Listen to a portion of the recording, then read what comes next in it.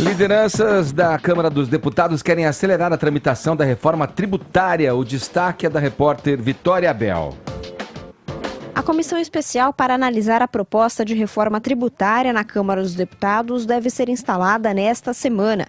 Segundo o presidente da Casa, Rodrigo Maia, a instalação espera apenas a reforma da Previdência seguir para o plenário.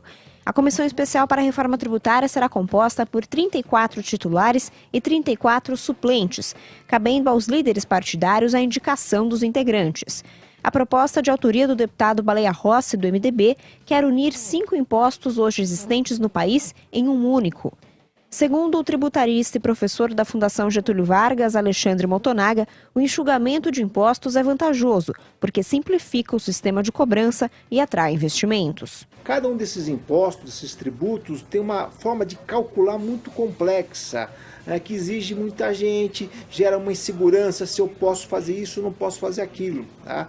Isso aí faz com que tudo fique mais caro, você gere o que? Um desestímulo para que as pessoas abram empresas. O professor ainda explica que um imposto único iria baratear a produção do empresário e, consequentemente, o produto final para o consumidor. PIS, COFINS, IPI, ICMS e ISS se tornarão o chamado Imposto sobre Operações com Bens e Serviços, o IBS.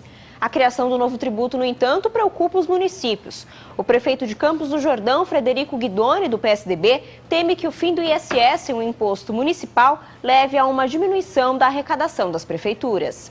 O texto do deputado Baleia Rossi sugere ainda mecanismos de transição para empresas e governos estaduais e municipais.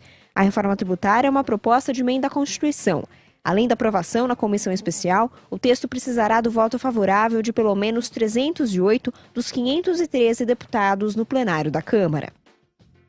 Tá aí, vamos lá, Caio. Muitos analistas políticos, analistas econômicos apontam, né, que a aprovação da reforma da Previdência é a mais importante, talvez a mais premente, a mais cara nesse instante, mas não é a única que vai resolver todos os problemas do Brasil, né? Para colocar o Brasil aí no trilho do desenvolvimento de novo, dizem eles, esses especialistas, que outras reformas devem se seguir, né? E a gente fala muito aqui das reformas estruturais, a mídia a gente vê se falar muito, então a da Previdência aí, né, que está em votação, a administrativa, a política, mas a tributária, que é o ponto dessa matéria, também é crucial para que as coisas sejam, para que haja um saneamento no país, né? É importante destacar que a reforma da Previdência, em última análise, ela é uma medida de desafogo fiscal. É para o país não quebrar, é preciso fazer o país também se desenvolver. Então, uma vez aprovada a reforma da Previdência, o Congresso já vai aí articulando para tirar o protagonismo do governo federal numa agenda que é sem dúvida positiva e vai ser percebida assim pela sociedade, porque a gente está falando de redução de impostos e não só isso, de simplificação tributária, então desburocratização. Quem não gosta disso? Então, capitaneando esses esforços está o articulador-mor da República, né, o presidente da Câmara, o Rodrigo Maia. Além disso, o Baleia Rossi, que é deputado pelo MDB aqui em São Paulo, ele é autor da PEC, que inclusive contou com o apoio da oposição na CCJ, né? E aí você vê, também tem o Aguinaldo Ribeiro, que é o líder da maioria na Câmara, e ele é do PP da Paraíba. Então você vê uma convergência do Centrão com aliados eventuais para agilizar isso. Eu não vejo problema nenhum, se o protagonismo for do governo federal, do Congresso Nacional, tanto faz, não importa a cor do gato, importa que ele casse o rato, né? Teve até a discussão aí que tomou conta do noticiário também, de que o Bolsonaro diz, não quero ser a rainha da Inglaterra, por conta disso, né? Do tal parlamentarismo branco que já estaria acontecendo, quer dizer. Pois é, e o presidente, ele pode exercer seu protagonismo com o direito que ele tem a veto, né, das leis, e depois isso passando de novo para o Congresso para derrubar os vetos eventuais. Mas assim, o Congresso, o problema aqui maior é que o Congresso agora está tocando os projetos sem articular devidamente com a equipe do ministro Paulo Guedes, especialmente o secretário da Receita Federal, o Marco Sintra, e a gente está falando de um dos ministérios mais qualificados da história da República. E é aquele negócio, né? Egoísmo e burrice costumam andar de mãos dadas.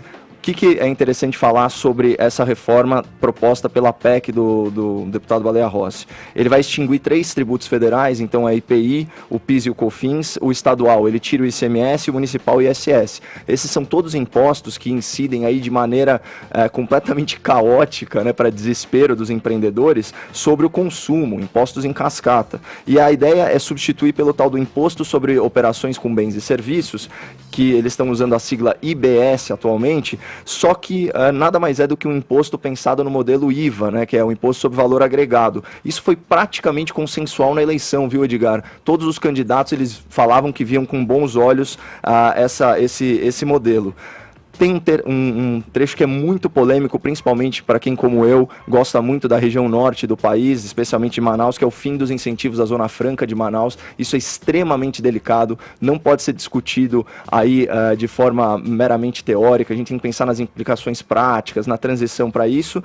E essa reforma, pelo menos a da PEC, ela não aborda algumas coisas cruciais. Primeiro, o que se diz dos impostos trabalhistas, aqueles que incidem sobre folha de pagamento. Isso é extremamente sensível. E também a questão da tributação de renda, aumentar as faixas de isenção, de repente baixar a alíquota máxima, tem muita coisa aí para ver, e tributar também os dividendos. Isso é outra discussão. Então, assim, tá faltando muita coisa nessa reforma e ela já é muito complexa, como deu a entender a reportagem. Isso, né? Mas tudo leva a crer que vai haver uma comunhão mesmo aí, né? Porque esse novo imposto, que englobaria esses todos que você falou, já teve outro nome na campanha, você lembra? Imposto único. Sim, o pessoal falava um monte de coisa. Tanto situação quanto oposição, enfim, parece concordar nesse aspecto que os tributos devem ser reequilibrados no país. Temos que resgatar a memória da Jovem Pan, né, Edgar, que tinha aquela campanha que ficou famosa, Brasil, o país dos impostos, que seja o país dos empregos.